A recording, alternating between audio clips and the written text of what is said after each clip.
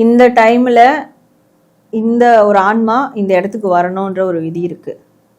அப்போ வந்து ஆட்டோமேட்டிக்கா எவ்வளோ விஐபி இருந்தாலும் கூட்டம் இருந்தாலும் நீங்க அங்க போய் அவரை நின்று பார்த்துருவீங்க. அது ஒண்ணு. ஸோ நம்மளா திருச்செந்தூர் பொறுத்துக்கு நம்மளா பிளான் பண்ணா போகவே முடியாது. நம்ம பிளான் பண்ணா அவரெல்லாம் மீட் பண்ணவே முடியாது. அவர் கூப்பிட்டாதான் மீட் பண்ண முடியும். அவர் கூப்பிட்டாருன்னா எப்பேற்பட்ட கூட்டம் இருந்தாலும் நீங்க மீட் பண்ணிடுவீங்க. அதெல்லாம் வந்து இவ்வளோ கூட்டம் இருக்கே நான் பார்க்க முடியாதா, இவ்வளோ பேர் இருக்காங்களே விஐபி தரிசனம்ன்றாங்களே, அதெல்லாம் கிடையாது.